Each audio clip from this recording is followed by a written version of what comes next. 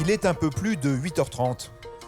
Blandine dépose son fils Zvi, 12 ans, au collège. Bon, je te largue là, Zouzouille.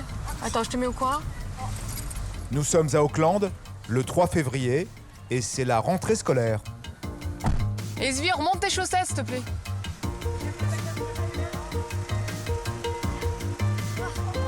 Zvi rentre en 6e. Comme dans tous les collèges de Nouvelle-Zélande, l'uniforme est de rigueur, pour les garçons comme pour les filles. Et sa journée commence par un cours très particulier.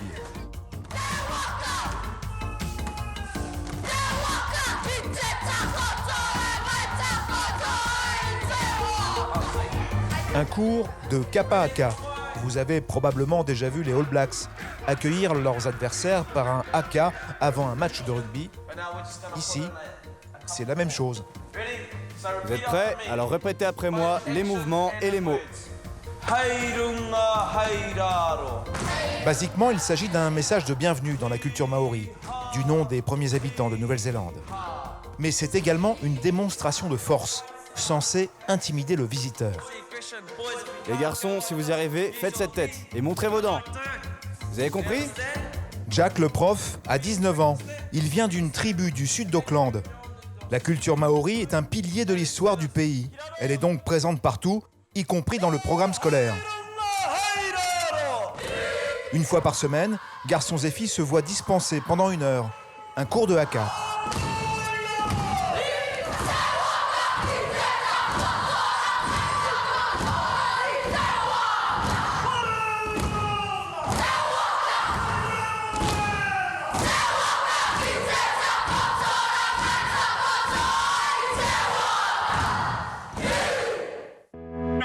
Bienvenue à Auckland, capitale économique de la Nouvelle-Zélande. Un pays grand comme la moitié de la France, mais qui ne compte que 4,5 millions d'habitants.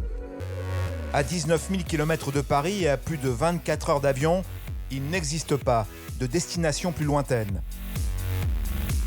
2 grandes îles forment la Nouvelle-Zélande. L'île du Sud, la plus sauvage, et qui concentre des paysages vierges. Ils servent désormais de lieu de tournage des superproductions hollywoodiennes. Et l'île du Nord, qui domine avec Auckland l'activité économique du pays. 2 millions d'habitants vivent ici, dont environ 12 000 Français. Souvent dans des quartiers très étendus, car il n'y a pratiquement que des maisons individuelles. Auckland, c'est aussi la capitale mondiale de la voile, avec plus de 100 000 bateaux, et un port, littéralement, au pied des habitations. Et surtout celle du rugby, avec en plein centre l'Eden Park, le stade mythique des All Blacks.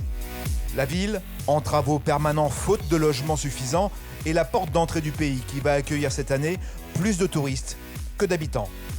Et dans le flot des visiteurs, des Français toujours plus nombreux, des jeunes qui bénéficient du fameux permis vacances-travail, attirés par les paysages mais aussi par un chômage inexistant et une croissance continue. Car le pays manque de maçons, de cuisiniers, d'informaticiens, de coiffeurs, des métiers payés presque 2 fois plus cher qu'en France pour un coût de la vie à peine supérieur. Avec en prime un cadre privilégié et surtout l'état d'esprit kiwi ou néo-zélandais si vous préférez, c'est-à-dire no stress. Vendredi matin, sur le ferry qui relie Auckland à l'île de Waiheke juste en face. À bord des touristes, mais aussi des Aucklandais comme Aline. Arrivée il y a 15 ans, elle a monté avec son mari Domaine, une agence immobilière. Autour d'Auckland, l'immobilier flambe littéralement. Les prix sont plus élevés qu'à Paris. La population augmente, l'immigration est de plus en plus importante. On a donc un besoin en immobilier qui est vraiment flagrant, d'autant plus que la construction ne suit pas. Donc il y a un décalage, il y a une demande qui est beaucoup plus forte que l'offre et donc les prix augmentent. Mais le prix n'est pas un problème pour tout le monde. En tout cas, pas pour un client d'Aline. Un Tahitien qui veut investir en Nouvelle-Zélande, car ici, il n'y a pas d'impôt sur la fortune, ni sur les successions, ni sur les plus-values. Son budget, 10 millions d'euros. Et pour Domaine, une commission de 5%. Mais à ce prix, la maison doit être hors du commun. C'est la seule exigence du client. Oh, hello Michael, this is Aline. Really nice to meet you. Enchanté, moi aussi. Rentrez. Thank you. So should I take my shoes off? Ah oui, s'il vous plaît. Dans les maisons kiwi, retirer ses chaussures à l'entrée fait partie des règles élémentaires de savoir-vivre. Wow. We are in a church. Look at that. C'est plus une cathédrale. Oh yeah, that's beautiful. So we are upstairs. Oui. And so you've got some rooms upstairs already? Il y a la chambre parentale à droite et 2 chambres à gauche. Au total, 5 chambres qui disposent toutes d'une vue imprenable sur l'océan Pacifique. Et bien sûr, chacune a sa propre salle de bain. Michael, le propriétaire qui a conçu les plans, n'a voulu que du béton brut, du bois et du verre.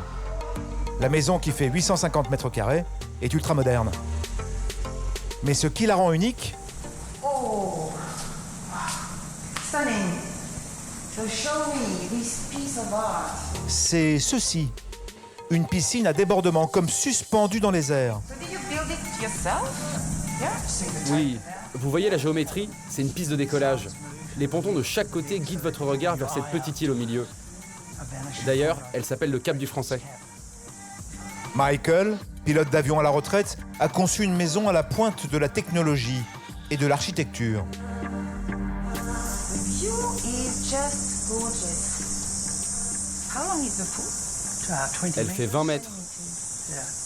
Et elle est chauffée par des panneaux solaires. All right. So where do you have your solar? Certains sont juste au-dessus, posés sur la véranda. Et cerise sur le gâteau, la maison produit sa propre électricité, ce qui la rend autosuffisante. All right. So let's go around and have a look from the outside. La maison correspond à ce que recherche le client d'Aline. Reste à savoir si elle rentre dans son budget. Hey, Michael, what is the price you are asking for? Approximate price, I would say. What do you expect? J'en voudrais 15 millions au moins. 15 million. Okay. We may come back to you with the first offer that we would then start discussing with you, if that would be all right. Bonne chance. 15 millions de dollars néo-zélandais, environ 10 millions d'euros. C'est ce que ce propriétaire réclame pour sa maison. Il est dans la moyenne du marché. Aline va tout de même négocier le prix pour son client. Elle sait qu'elle peut compter sur ce petit plus. So thank you so much, and I'll come back to you. Ah, the French way. And I'll come back to you very soon then. Ce charme à la française, particulièrement apprécié ici. C'est vrai que l'entrée, quand on est arrivé, j'avais un petit doute. Mais les volumes sont là. Il y a une originalité, il y a une âme dans cette maison. Ça me plaît vraiment beaucoup. La vente de maisons n'est plus la seule activité de l'agence d'Aline. Au même moment, à 30 km au nord d'Auckland, du côté de Red Vale, son mari Jean-Michel inspecte les 20 hectares de terrain que le couple a achetés pour un projet de construction immobilière. Alors, le terrain s'arrête, tu vois, là, au panneau, derrière les vaches, et descend jusque tout en bas, là en bas. Et à quelques minutes, une plage qui ressemble à celle que fréquentaient Aline et Jean-Michel il y a 15 ans du côté d'Arcachon. Ils étaient ingénieurs chez IBM, puis un jour, ils ont tout plaqué, ils voulaient changer d'air. On est arrivé avec 4 valises, 2 enfants, enfin tous les 4, 2 enfants de 1 et 3 ans, donc c'est pas gagné. On s'est aperçu qu'en fait on était, en tant que Français en Nouvelle-Zélande, des immigrés lambda. Personne ne nous attendait et il fallait faire nos preuves, il fallait faire... je crois que ça demandait énormément d'humilité, de la patience et puis du travail, les 3 choses qu'il faut d'habitude pour réussir où qu'on soit. Par contre, ce qui compense, c'est que la Nouvelle-Zélande vous offre des perspectives sans limite. Je dirais que c'est un peu les États-Unis il y a 50 ans, la Nouvelle-Zélande. Tout est possible.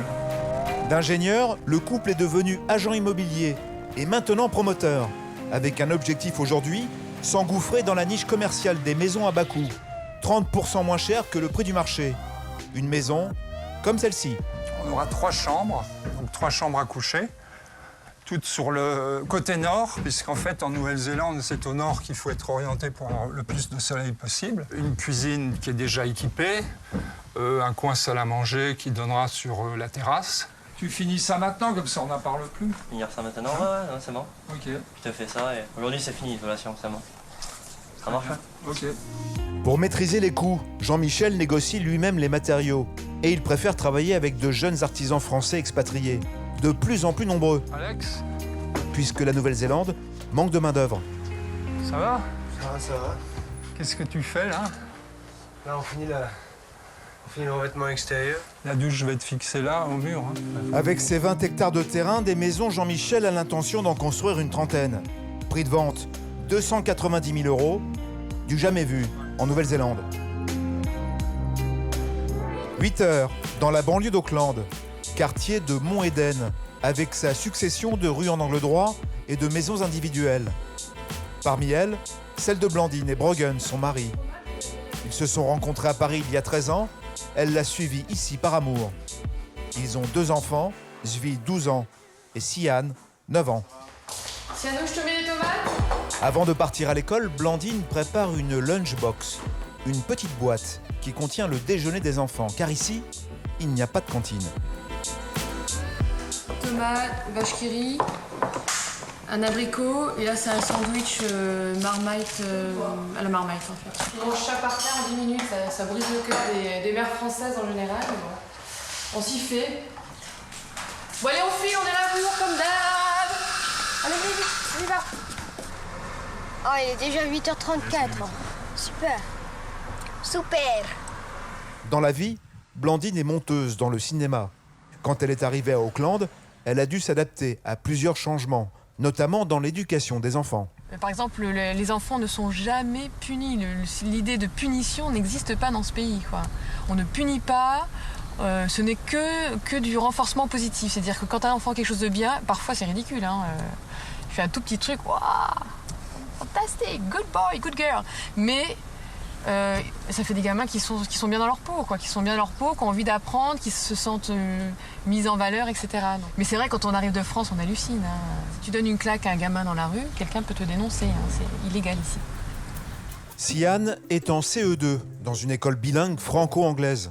Les cours commencent à 8h30 et s'arrêtent à 14h. À l'entrée, aucune sécurité. La porte reste ouverte, sans surveillance.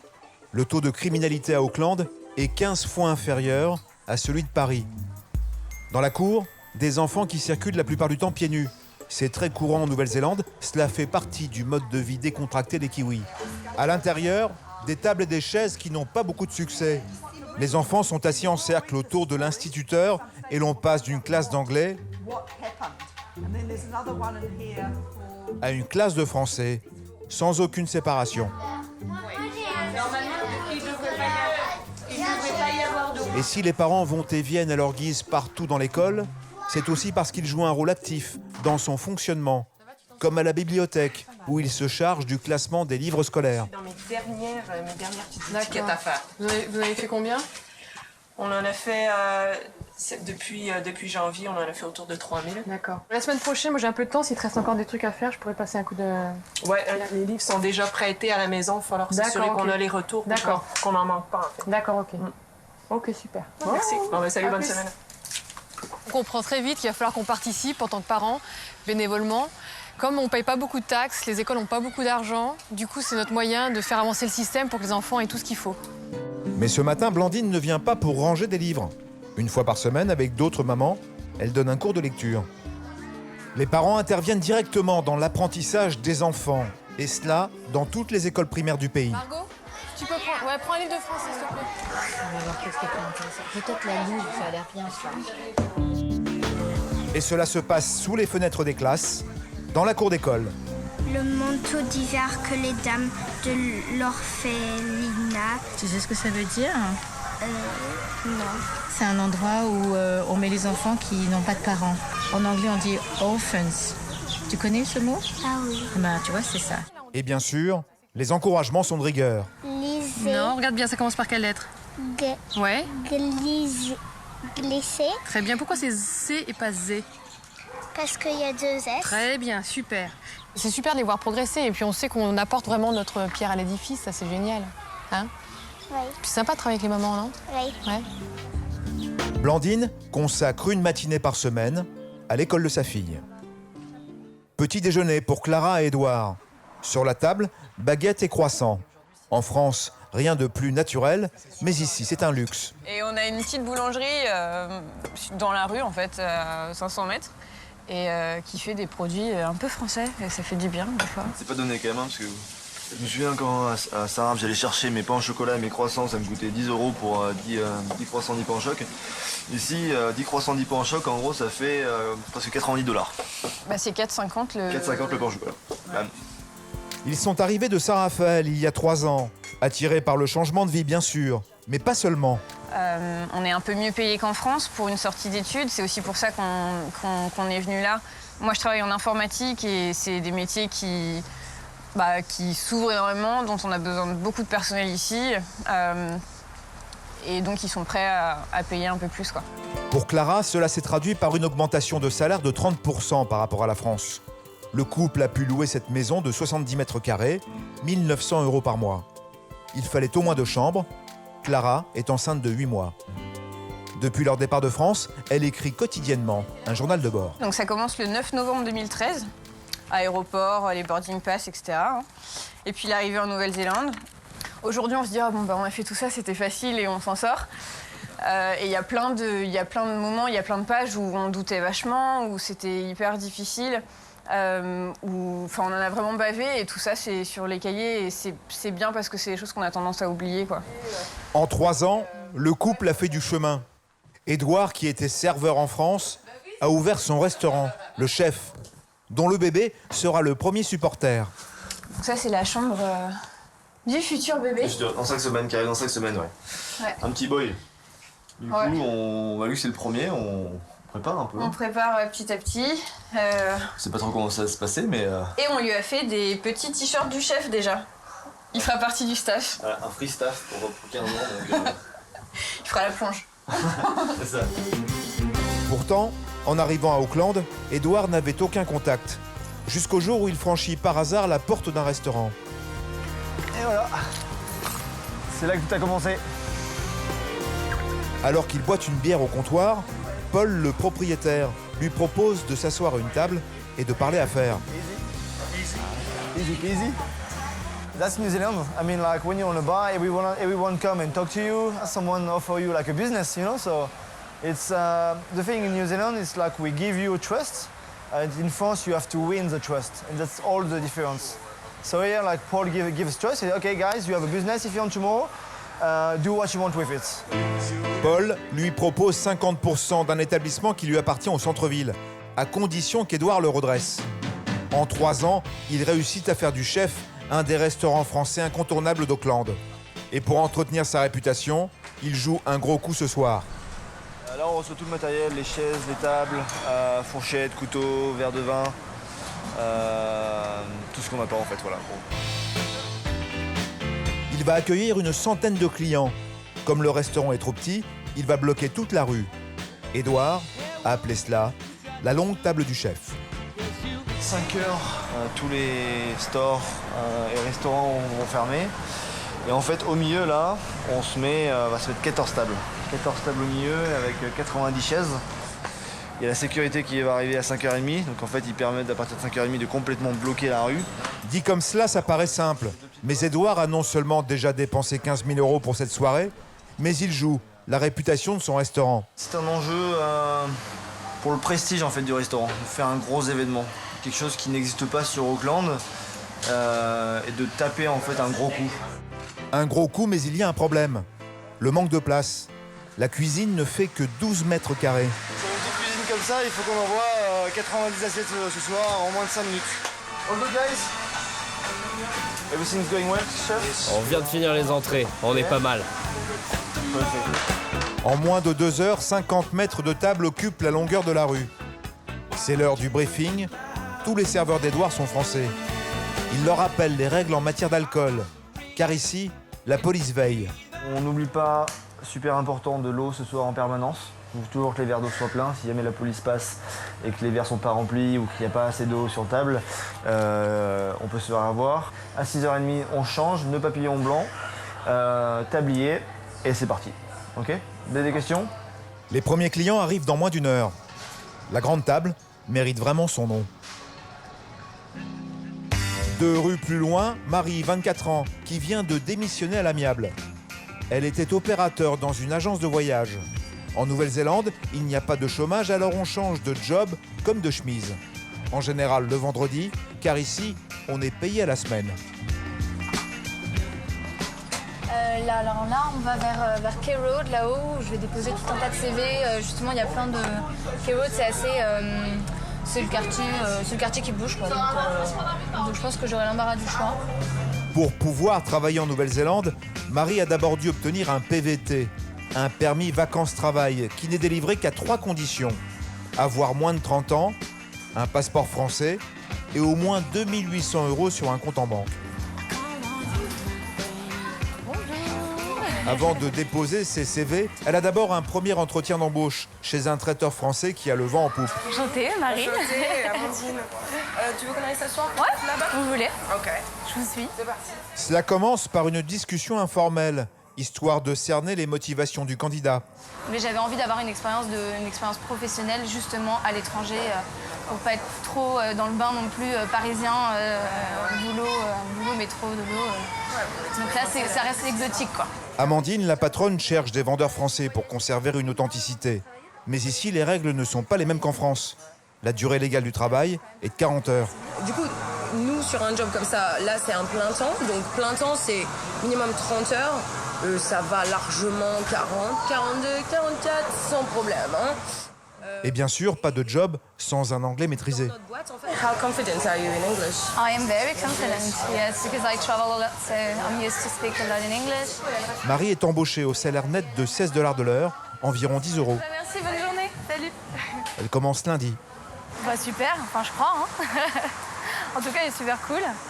Et puis le cadre de travail est pas dégueu, quoi. Cela peut surprendre encore, mais Marie revient de son entretien d'embauche pieds nus. Elle aussi a très vite adopté cette tradition locale. Bah là, on est chez moi, un petit chez moi kiwi, où je vis depuis que je suis arrivée, en fait, depuis le mois de septembre. J'ai bien de la chance d'avoir trouvé cette petite maison. Et surtout, j'ai surtout des colocs kiwi, des purs et durs. Donc je suis bien en immersion depuis que je suis arrivée.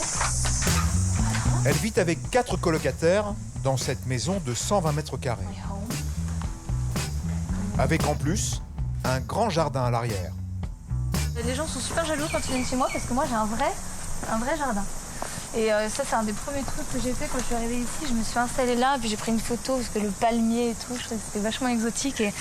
Et moi qui ai l'habitude de vivre à Paris quand même, bah ça change quoi. Alors voilà ma petite chambre. Mon petit mini kiwi. Ah voilà, on a vite fait le tour. Hein. Alors, on va vite préparer. Ses colocataires sont déjà partis en week-end et c'est précisément ce que va faire Marie. Bah, le programme, c'est le programme du week-end kiwi habituel. On prend un sac, il est déjà même quasiment fait. On prend un maillot de bain, une tenue et puis on prend un van et on se barre sur les routes. Comme pour les salaires, les loyers se paient ici à la semaine. Moi, je m'étais fixé plutôt un budget ici. Je voyais 250 $ par semaine, quoi. Donc là, quand j'ai vu 205 $, en plus il y a un jardin et tout, bah, j'étais contente d'être prise, quoi. Allez, c'est parti. On va chercher le van. On the road again. Bye bye, clown. Hello, girls. Hey. Vous avez eu du mal à trouver? Non, ça y est. C'est pas évident, hein. Oh. On part en week-end. Yes.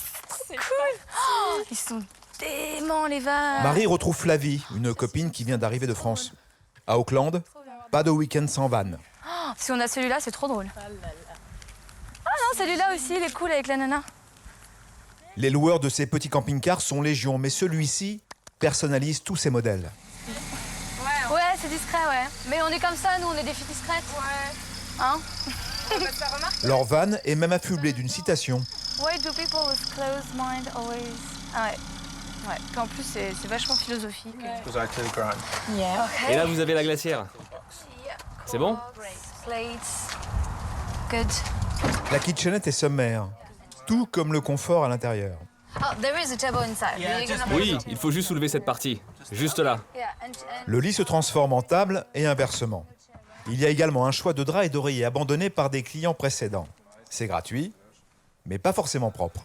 Donc moi je prends cet oreiller. Tu veux quoi comme oreiller? Choisis parce que c'est toi, c'est comment tu le sens. Hein. Non, vas-y, j'ai confiance en toi. C'est un peu vraiment comment tu le sens, quoi. Ouais, bah alors sens-le pour moi. Comment tu le sens? Je le sens pour toi, quoi. Ah, je le sens bien, lui. Bah alors, allons avec l'oreiller fleuri, c'est parfait. Yeah. Vous voyez, c'est pas très compliqué, hein. C'est ça qui est cool, en fait, de vivre à Auckland, de travailler à Auckland. Ça m'a pris 3 secondes d'aller sur le site internet, de réserver cette voiture, et puis voilà, t'arrives, tu te prends tes draps, tu pars un week-end. C'est parti. C'est trop cool. Allez. Ah non. Ah bah non.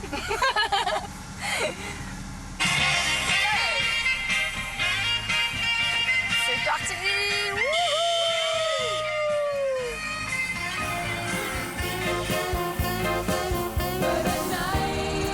Dernière étape avant la route, le supermarché. Quand on est français, il faut s'habituer à certains changements. On trouve des semblants de ce qu'on peut trouver en France et c'est beaucoup plus cher. Mais le pain, si tu veux du pain, bah en fait, t'auras des espèces de trucs tout mous comme ça. Ouais, qui s'appellent du pain, quoi. Non, c'est ça. Le truc qui manque le plus, c'est quand même le pain, le vin, le fromage. Pain, vin, fromage. Ouais, je pense que le combo de la vie, quoi. C'est cliché, mais ça résume bien. Les prix aussi peuvent surprendre. En moyenne, 15% plus cher qu'en France. Si tu viens ici en tant que touriste avec ton salaire de français, là, oui, forcément, parce que tu convertis les prix, donc c'est plus cher. Maintenant, moi, ça fait 6 mois que je vis ici et que je suis payée avec un salaire néo-zélandais, donc voilà, ça s'adapte. Dans le chariot, un sac de glace, 10 litres d'eau purifiée, des fruits, du pain, du lait, du riz et quelques conserves. Total, 50 €. On est plutôt bien, quoi. Et puis on a tout ce qu'il faut pour le week-end. On a pas Petit fait déjeuner, repas. On n'a pas fait de folie, mais on va se faire plaisir quand même. Ouais.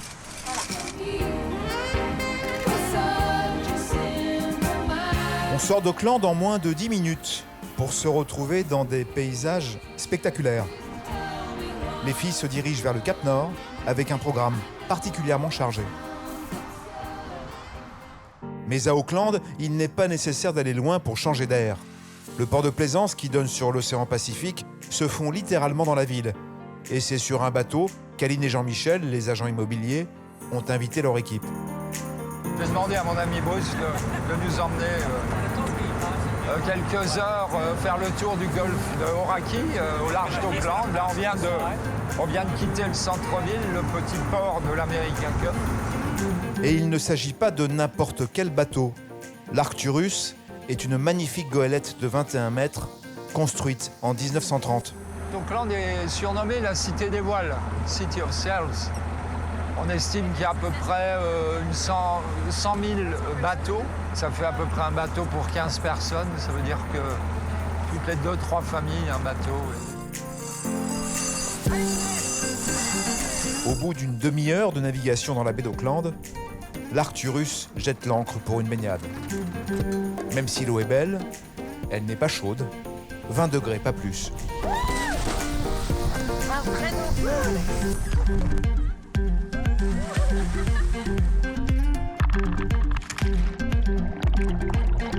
En voulant quitter la France il y a 15 ans, Aline et Jean-Michel voulaient changer de vie. Ils ont trouvé en Nouvelle-Zélande l'équilibre qui leur manquait.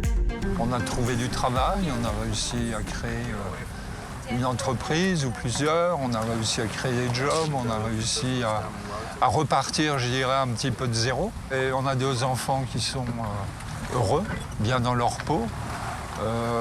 Voilà, aucun de nous 4 n'a vraiment envie de quitter ce pays. Pendant ce temps-là, au chef, la sécurité est arrivée. Et cela se voit. Elle laisse rentrer les premiers clients. Good evening. Hi, how are you? What's your name? J'ai réservé au nom de Monsieur Callahan. Come with me. Édouard est stressé au point qu'il n'a pas pensé à son nœud papillon. Heureusement, il peut compter sur Clara qui essaie de le lui mettre pour la 3e fois. Good evening. How are you? Sans succès. Malgré sa grossesse très avancée, Clara est venue donner un coup de main à son mari.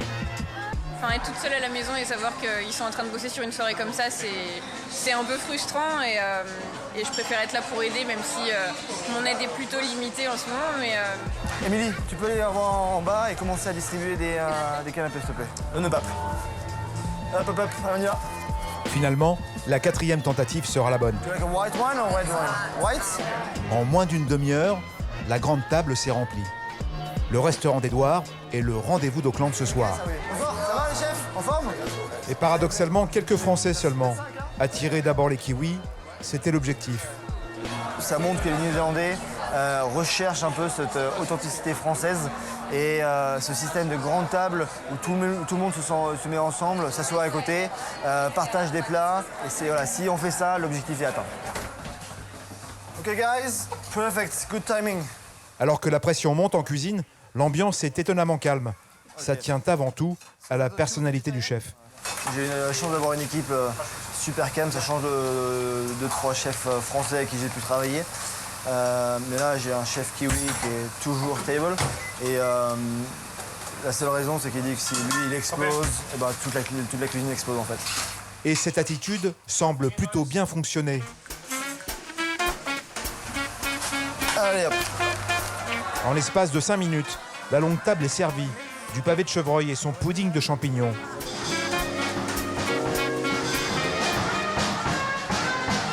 Bon, du coup, ça fait 82 places. Donc il y en a 1, 2, 3, 4 qui sont pas venus. Bon, c'est pas grave, du coup, ils ont payé quand même. Hein. Non, tout se passe bien. C'est beau, il n'y a pas de pluie. La vie est belle. Reste maintenant à savoir ce qu'en pensent les Aucklandais. Le vin, le fromage, excellent. Super soirée. Absolument superbe. Tout le restaurant devrait faire ça. Je trouve ça très malin. Et la personne à côté de moi est d'une très bonne compagnie. Comme il l'avait prédit, les gens ont sympathisé. Il semble qu'Edouard a réussi son pari. Les gens nous demandent quand est-ce que c'est la prochaine. Donc, c'est parti, il n'y a plus qu'à faire la prochaine. En revanche, pour sa femme et lui, la nuit ne se terminera pas tout à fait comme il l'avait imaginé.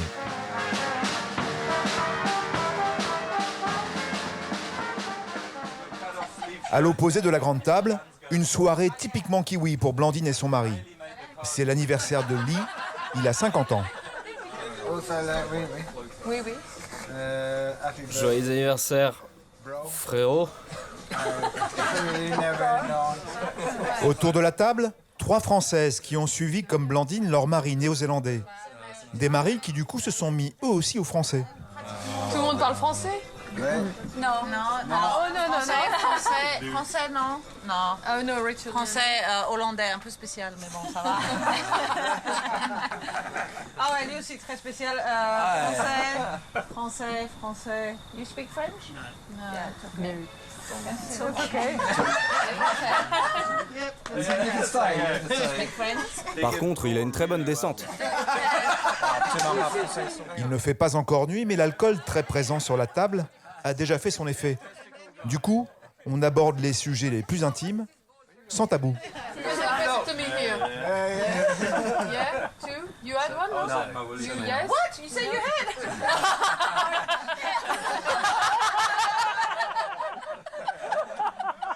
Tu peux vérifier si tu veux. La stérilisation masculine est un sujet qui fait débat. La Nouvelle-Zélande est le pays où on la pratique le plus. D'abord, la Nouvelle-Zélande est la première partout. Non, sérieusement, on a le taux de vasectomie le plus élevé au monde. Parce qu'ici, les hommes ont très peur d'avoir un enfant non désiré. La soirée se prolonge autour de sujets divers. Mais Blandine et Brogan ne comptent pas s'attarder. Ils doivent se lever tôt. Le lendemain, départ à l'eau pour le couple et les enfants. Leur destination, un site incontournable en Nouvelle-Zélande, à 200 km au sud d'Auckland. On va au Hobbiton, donc c'est le movie set, c'est-à-dire c'est l'endroit où ont été tournées toutes les scènes qui se passent dans le village en fait des Hobbits.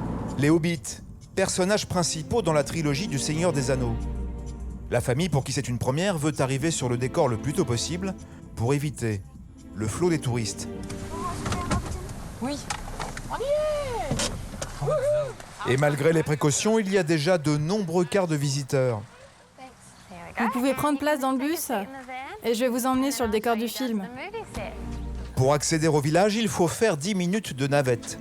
Je m'appelle Jonelle et je serai votre guide pour la visite aujourd'hui. Le réalisateur des films, Peter Jackson, a choisi un coin très reculé. Le décor s'étend sur 10 hectares, sans aucun signe extérieur de modernité, sans route et sans ligne électrique. Et voici ce que le monde entier vient voir. Cela vous rappelle sans doute quelque chose. Ça y est, nous y sommes. Bienvenue à Hobbiton. Bravo, vous avez réussi. Vous reconnaissez sans doute ce chemin. C'est par là qu'arrivent Gandalf et Frodon sur leur carriole au début du film. Et puis ils continuent par là. Peter Jackson a fait preuve d'ingéniosité. Pour que certains personnages paraissent plus grands, il a diminué la taille des maisons. Si vous regardez par ici, vous voyez une maison réduite à 60%. Elle a été utilisée pour que Gandalf paraisse plus grand quand il se tient devant la porte. How does Gandalf fit through the doors because they're really small? Okay, so En fait, il ne passe pas par cette petite porte, il reste à l'extérieur. C'est pour cela qu'il a l'air si grand. La seule porte qu'il franchit, c'est celle de Bilbon là-haut. Elle est de taille normale, mais il se penche tout de même pour entrer. Et ici, alors qu'il s'agit d'un décor de cinéma, tout est vrai, à quelques exceptions près. 5 jardiniers permanents entretiennent le village. Seules les pommes de terre posées sur la table sont fausses. Tout le reste est vrai. Oui, c'est une vraie. C'est la plus grosse du décor. Oui, c'est un vrai. La mare a été créée pour les films. Blandine, qui est habituée au décor de film, est surprise par ce qu'elle voit. Ce qui est incroyable, c'est que toutes les plantes sont vraies, et surtout ils cultivent, le fait qu'ils cultivent le jardin comme ça pour le rendre toujours aussi beau, je trouve ça génial. Non, je suis assez impressionnée. Mais le plus incroyable, c'est le rapport entre le temps de construction du décor et la durée du tournage. Pour Le Seigneur des Anneaux, le tournage ici n'a duré que 12 jours, mais il a fallu 2 ans pour construire le décor. Ça fait pas beaucoup de temps pour le tournage. Mais le clou de la visite, c'est la maison de Bilbon Saquet. Elle domine tout le décor.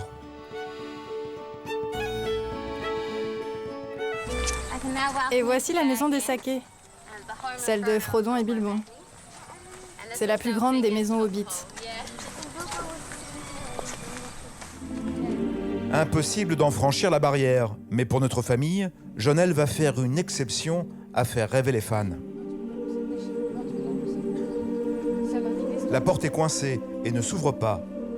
Les intérieurs que l'on peut voir dans les films ont tous été fabriqués en studio. Comme pour les autres maisons, seule la façade a été construite. Étrange. Je savais pas que c'était comme ça aussi. Une photo rapide devant la maison car les touristes sont nombreux à attendre leur tour. Le site en accueille en moyenne 3000 par jour à 50 € l'entrée. Et parmi eux, de grands habitués. Il y a des gens qui viennent 5 fois, parfois plus. Ouais, ils n'en ont jamais assez, ils reviennent sans cesse. Il y a de très grands fans, ils sont incollables sur la trilogie. J'en ai même eu dans mon groupe qui parlaient la langue des elfes. Le tour se termine à la taverne du Dragon Vert, un lieu culte pour tous les fans. C'est ici qu'est servie la boisson favorite des hobbits, une bière au gingembre, sans alcool bien sûr. Ginger beer, et tu peux seulement le trouver ici. How do you say ginger beer in French? Ginger beer.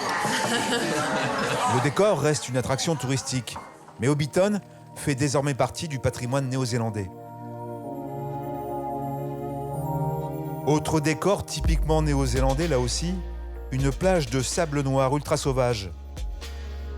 Et c'est à une centaine de mètres que Marie et Flavie se sont trouvés un camping à 10 € la nuit.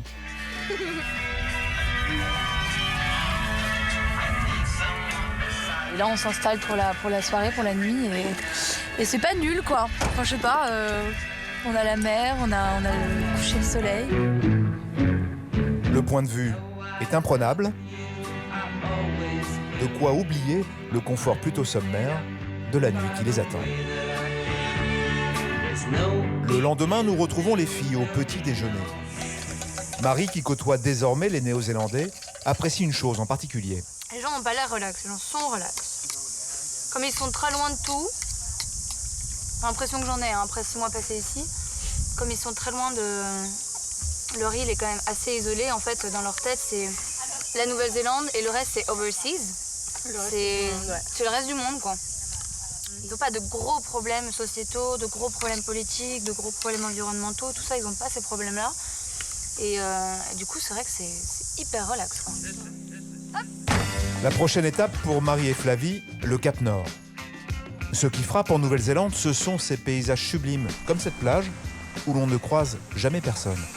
Alors là, on cherche les mermaid pools, qui sont des piscines naturelles, difficilement accessibles, comme vous pouvez le voir. Et elles ont apparemment la particularité d'être chaudes. On va vérifier ça, mais au moins elles sont naturelles et elles sont dans un cadre qui est quand même assez top.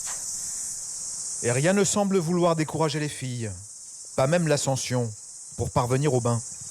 On aura bien mérité ces mermaid pools, hein. C'est la Bretagne. Nous sommes dans le fin fond de la jungle de la Nouvelle-Zélande. Et au bout d'une demi-heure de marche, On a envie de regarder, mais en même temps, faut quand même voir où tu marches, quoi. la récompense. Les bains sont des cavités d'eau de mer, chauffées par le soleil. C'est un bonheur de nager dans une eau comme ça en entendant l'océan derrière. C'est magique. 1, 2, 3. Oh, j'étais venue ici pour être tranquille. Pour pas qu'il y ait de vagues, justement. En fait, Ça, c'est top, quoi. Pour pouvoir te faire plaisir, ça peut se faire gratuitement et il faut juste chercher un peu. Ouais, c'est ça. Faut juste chercher un peu, avoir un peu de chance avec la météo. Ouais. Et tu te fais un truc, mais carte postale, quoi. Un week-end parfait. Auckland est à plus de 300 km au sud, autrement dit 5 heures de route en Nouvelle-Zélande. Nous sommes dimanche soir. Demain matin, Marie travaille à 9h. De la baiser maintenant, on rentre à Auckland. Salut!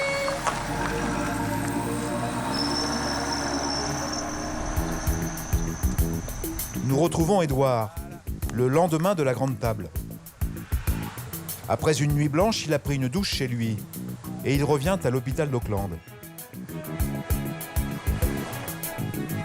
Le petit Bob n'a pas attendu les 9 mois réglementaires pour s'inviter dans la vie de ses parents. Elle est où? Allez, juste en nurserie là-bas, là. On va le voir.